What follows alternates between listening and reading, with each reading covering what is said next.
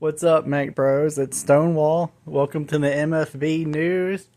It has been a while with a news episode, but I have done some journalism, and this episode is about the Mech Core. The guys here who do the Mech Pods, one of the two big boys. I would call them in virtual world entertainment the two big boys. So on my trip, I went to a Japanese convention, Nandesukan. It has been running in Denver for 28 years or so, if my information is correct. But in this video, I wanted to go over my investigation into the Mech Core and the Mech Pods. So to begin with that, I figured I'd go over my 5 matches here. And I've never seen these before, these scorecards, so this is awesome. Mech Pods was such a fun experience. I hope you guys get to try it out if you ever do. The next one is going to be in Cleveland, Ohio, I believe. The Mech Core, they put all their stuff on their website. You can go to their Discord and find out where they're going to be. But here we go. Round 1, getting the feel to it. Your boy Stonewall got 3rd place. 1 suicide. The 1 suicide would have had me in 2nd place. But we were playing with like the newbie controls and stuff, and I wasn't really looking to heat manage. I was just going to go as hard as possible every round. And that's it. Jump jets were something, it seemed like they were a button off to the side, a little different if you play, keyboard warrior like I do. So it wasn't a lot of jump jetting, and I think they said only 2 mechs that they offer have jump jets.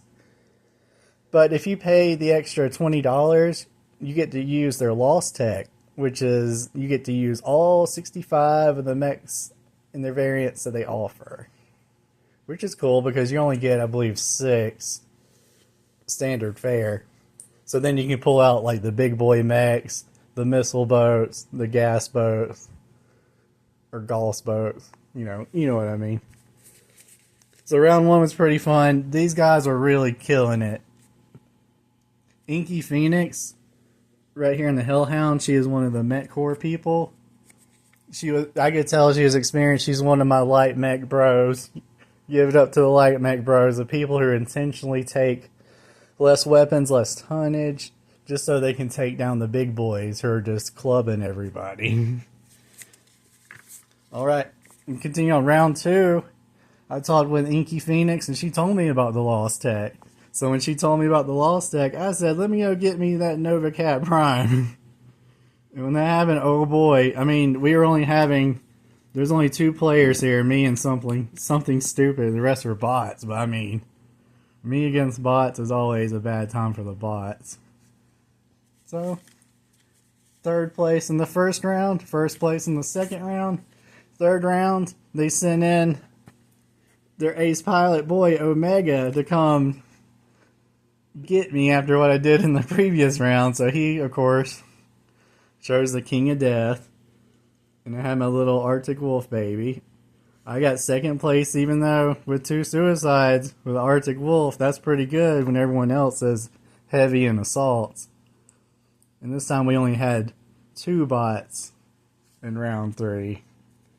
And I heavily went after, especially at the end, I heavily went after Omega. I was like, well, there's that fat boy. I love killing fat mechs. It's my jam. Like I said, I'm a light mech pilot at heart. But I realize, heavies and assaults can really do the damage. Alright, so we go to round 4 with the Nova Cat. This time there's only 2 bots. Why I circled Ghost Highway here is because the Nova Cat, being so heavy, so slow, but so powerful. In this map, I was struggling just to get back to see anybody. So Omega with the Arctic Wolf definitely had the speed. He had the right mech for this map. We did not get to see what the maps were prior. You just hop into your mech pod and go. So not bad, not bad. If we had a smaller map, my numbers could have doubled, I believe, there in round 4. Also, I recognize Omega as a pilot of skill on the field, so I went after him. Which is cool with these scorecards. They show you everything pretty much of note that happened to you on the field. And you also get, each one gets the mech picture. So round 5, my final round, I took the Vulture. I can't remember if it was like Vulture A or Vulture Prime, but it's the Vulture with all the SRMs on it. I had to pay for the Lost Tech for that. But the good thing is, if you continue to play, you get to be able to pick any mech the whole time. You don't have to pay the Lost Tech fee for every round. But round 5, I got the Vulture. I was going ham. I knew it was my last round. So as you see, 4 suicides, 2,500 negative points. You put that on top of my score at 8,500, I would have had, you know, over 10,000. 11,000 easy. First place easy. But I heavily died the most on the field. Most deaths and most suicides. But also most kills. So, you know, I was all over the place. Even though it was 4 bots, 4 humans. I mean, look at Jonas. He was getting it. Cyberguts was getting it. Zippy tried his best. Yeah, I'm keeping these cards. Playing at the Mech Core was a big deal for me. I got to meet people in the BPL there, which I had this sticker before, but I met a guy who had that on his water bottle. I'm like, wow, that's awesome. Because where I grew up, we didn't have a lot of mech stuff. So it's so cool to come to a convention and see the pods, to see the community. But I also had a couple of questions. I interviewed the guys. The Mech Core guys. They said that people's favorite mechs to take are the Arctic Wolf Prime, Mad Cat. The least favorite mech people take is the Dragon.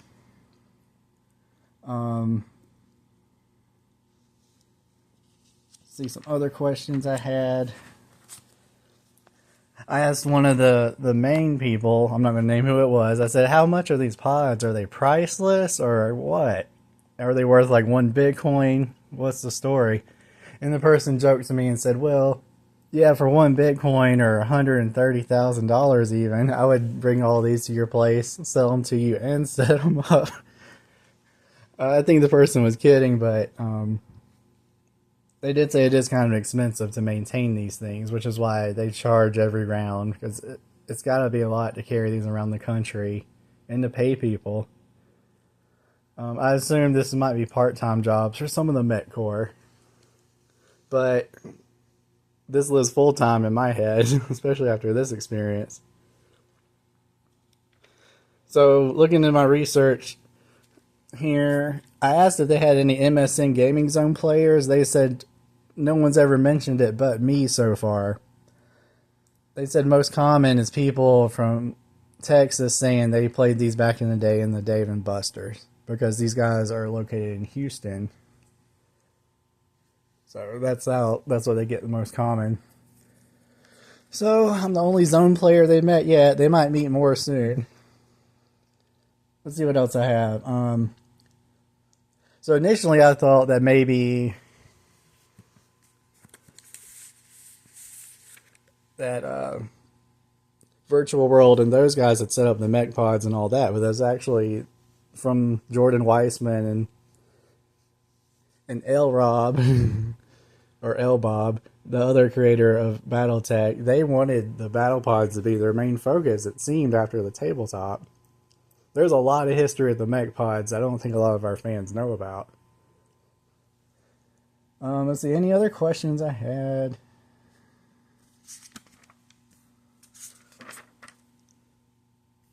No, that's about it. Pretty much for this video, I just wanted to, show you guys scorecards. Tell you I had the best time ever in these. This is something else. Highly recommend you go meet up with the Mech Core. Talk smack, kick butt, keep score. I know that's what I did. I hope you guys, if you ever get the chance, you could do the same. Try out these Mech Pods. If you know someone who loves BattleTech, especially the Mech Warrior side, get them in on this. Well, this has been the MFB News. Another episode. Hope to see you guys on the battlefield. This is Stonewall signing off.